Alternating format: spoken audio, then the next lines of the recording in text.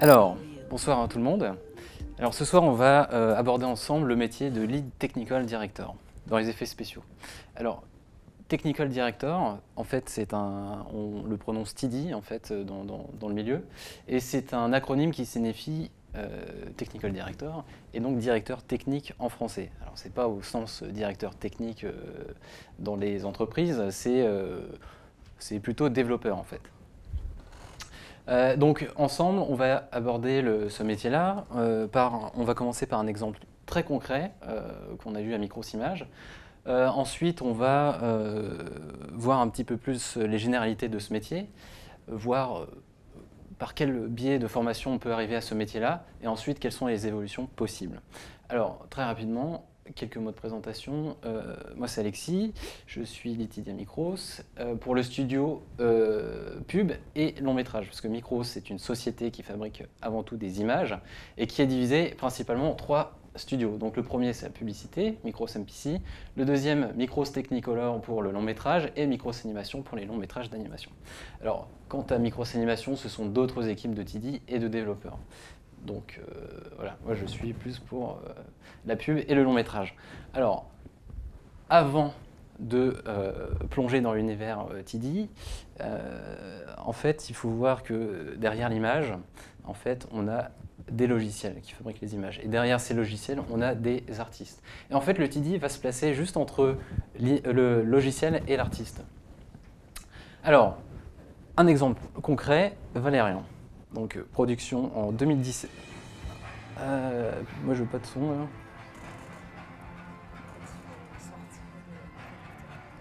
Pardon? Bon, c'est pas grave. Alors, Valérian, production 2017. Donc là, comme on peut le voir, bon, je vais mettre pause parce que le son, ça me... Bon. Alors, Valérian, grosse volumétrie, 120 plans, 34 écrans à remplacer, 6 couches de layers par écran en fait. 40 artistes compositing, donc ça représentait un gros volume pour Micros à l'époque, donc c'était en 2017. Et en fait, le but c'était de remplacer ces écrans. Hein. Une des missions principales c'était ce remplacement d'écran. Et donc le besoin artistique, on va dire, eh bien, c'était de mettre en place un workflow carré, structuré pour en fait être le plus efficace possible dans la fabrication en étant, comment dirais-je, indépendant des ressources en fait, en ajoutant une couche d'abstraction. C'est-à-dire que si on vient à la main aller chercher ces 34 écrans x 6 couches, fois nombre de variantes qui étaient de l'ordre de 4-5, on arrive à 800 couches à aller chercher à la main pour juste un plan. Ça peut paraître un petit peu compliqué. Donc, nous avons des écrans sur des plans, et donc ces écrans sont sur des géométries, qui sont les écrans, et ces écrans sortent du motion design. Alors le but, c'était aussi d'avoir un contrôle facile à l'intérieur de Nuke pour, on va dire, tweaker ces différents écrans. Et donc la solution qui a été implémentée, côté technique, c'est caractérisé en 2 phases. La première phase, c'est un template, on va dire Nuke, qui est un moule, en fait, et accompagné d'un système de scripting que j'ai développé par du code, en fait, qui permettait d'aller... donc là, en fait, en X, ce sont les écrans, en Y, ce sont les différentes couches. Et en fait, lorsqu'un artiste arrive sur le plan, ce qu'il fait, c'est qu'il build une scène.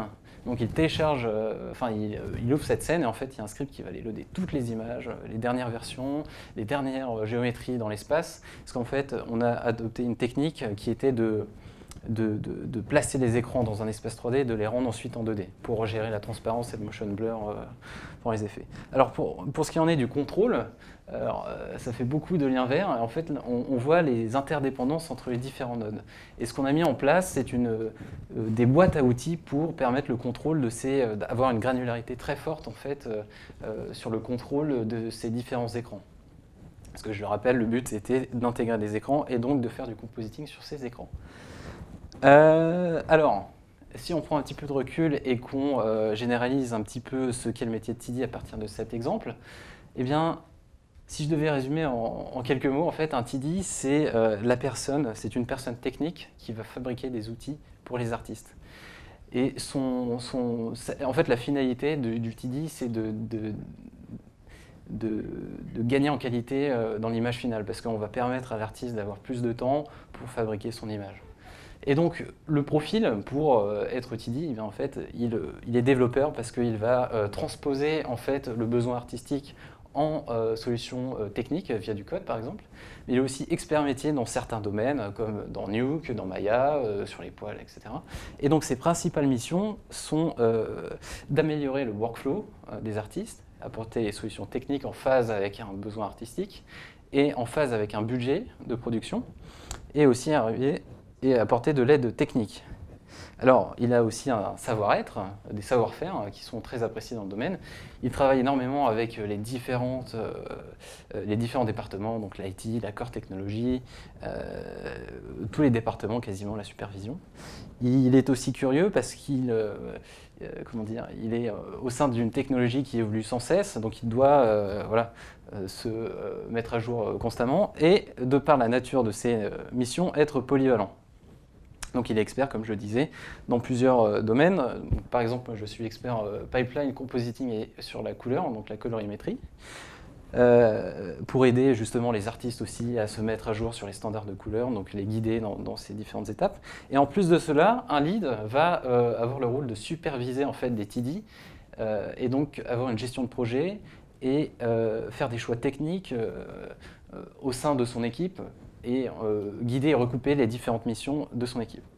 Alors très rapidement, sinon je vais dépasser, pourquoi déjà avoir fait ce métier? Eh bien tout simplement parce que quand j'étais petit, je me suis toujours demandé comment on faisait ces images-là. Quand je voyais les images de Star Wars, je me disais, wow, ils sont fous. Bref, et donc je me suis retrouvé un peu par hasard en fait à faire un DUT informatique, spécialité ingénieur image. Et en fait, cette formation m'a appris je finis très rapidement, m'a appris une curiosité technique et aussi la passion de l'ingénierie logicielle. Et ensuite, j'ai continué par une formation ingénieur en informatique image. J'ai beaucoup aimé les maths pendant cette formation et j'ai donc fini par un master signal image maths. Et juste, évolution possible, très rapidement, on peut devenir graphiste, on peut devenir développeur dans n'importe quel domaine, on peut être chef de projet parce qu'en lead TD on fait aussi de la gestion de projet, et on peut devenir CTO. Alors j'ai fait une bourde là, c'est pas Chief Technical Director, c'est Chief Technical Officer. Donc lui il fait des choix techniques à un plus haut niveau en entreprise. Merci.